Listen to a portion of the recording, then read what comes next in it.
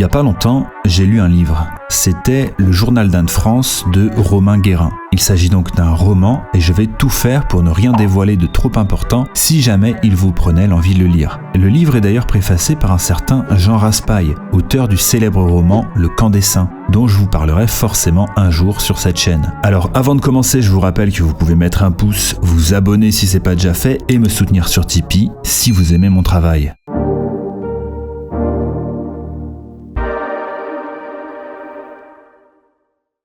Bon, mais alors, de quoi ça parle, ce journal d'Anne France ? Eh ben, il s'agit, comme son nom l'indique, d'un journal découvert par quelqu'un qui se fait appeler le nécromancier. Un mot qu'on pourrait imaginer être un mélange de nécromancien, celui qui peut communiquer avec les morts, et de romancier, celui qui raconte des histoires. Le nécromancier serait donc celui qui raconte l'histoire des morts. Parce que le livre que l'on tient entre les mains serait en fait le journal d'une vieille femme morte chez elle dans l'indifférence générale. Ou pour employer les mots de l'auteur, l'histoire d'une femme catholique et française passée sous le rouleau compresseur du silence. C'est donc l'histoire d'une femme qui a vu tout son monde s'écrouler, qui arrive à la fin de sa vie et qui a absolument tout perdu. Amour, enfants, famille, pays, ville et même son chat. Et la mort de ce chat sera l'élément déclencheur, ce qui va lui faire comprendre que l'histoire est en train de se terminer. Et maintenant que plus rien ne la rattache à la vie, elle peut enfin la raconter, cette histoire, et écrire jusqu'à en mourir.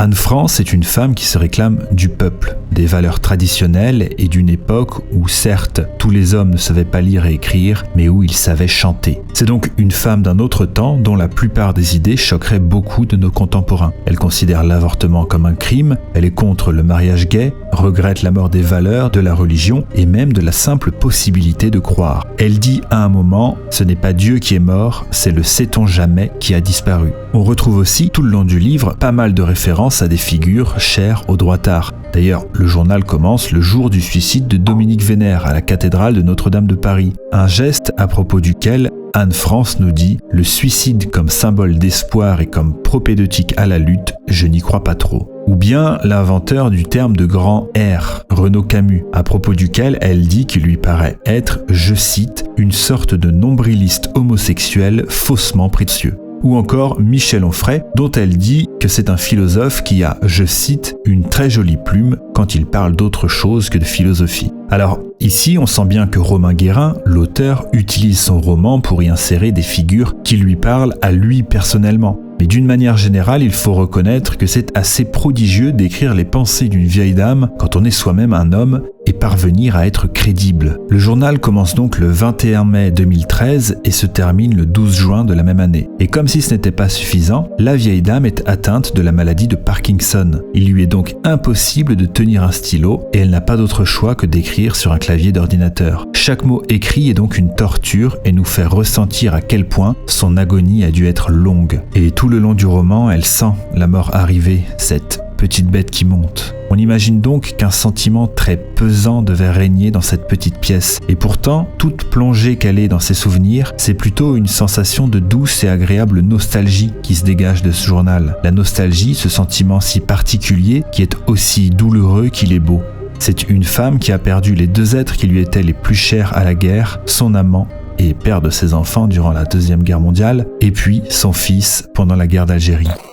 Elle dit d'elle-même qu'elle a peu vécu et beaucoup lu. C'est quelqu'un qui a une vie intérieure très riche et qui n'a en fait rien d'autre que cette vie intérieure. Ainsi, ses dernières pensées, celles qui resteront figées dans ce journal, sont empreintes de beaucoup de poésie, de citations d'auteurs, de très belles phrases, d'aphorismes et de poèmes, comme si l'auteur avait voulu symboliser à quel point la littérature et sa capacité à sublimer le réel étaient véritablement ce qui avait permis à cette femme de tenir le coup aussi longtemps face à toutes les horreurs qu'elle a vécues. Et c'est cette sublimation du réel qui lui permet de ne pas sombrer dans la lourdeur, voire parfois même à faire un peu d'humour. Parmi les opinions les plus polémiques défendues par Anne France, il y a le fait qu'elle prenne la défense du maréchal Pétain. Elle rappelle par exemple qu'il n'est pas arrivé au pouvoir par un coup d'État, mais que c'est l'Assemblée nationale qui lui a donné le pouvoir, que Pétain était un enfant de la République. Pour elle, Pétain a tenté de limiter la casse, et il a fait les choix qu'il a faits parce que la France était un pays trop petit pour pouvoir lutter contre les grands empires. C'était ça où la France était rayée de la carte.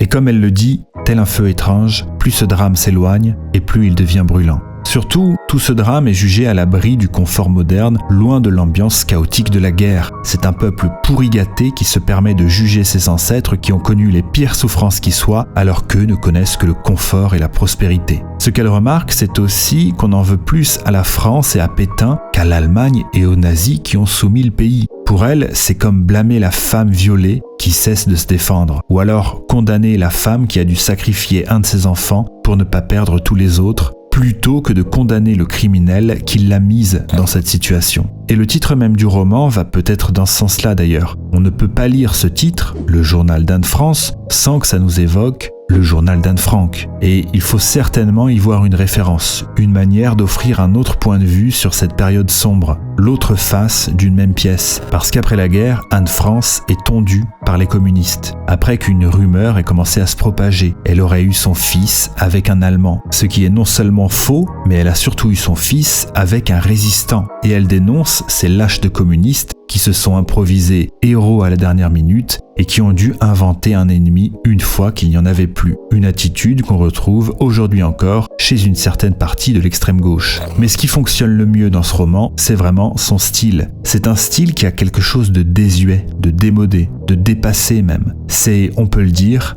un style réactionnaire. Le style de quelqu'un qui est resté sur cette vision conservatrice de ce qu'est le beau. De quelqu'un pour qui le beau n'est pas une notion qui peut être dépassée ni même relativisée. Et en ça, en fournissant une œuvre si peu en accord avec son époque, l'auteur fait preuve d'une certaine radicalité esthétique sans même le vouloir. Romain Guérin, aujourd'hui, c'est quelqu'un qui écrit de la poésie. Il n'y a rien de plus ringard que ça.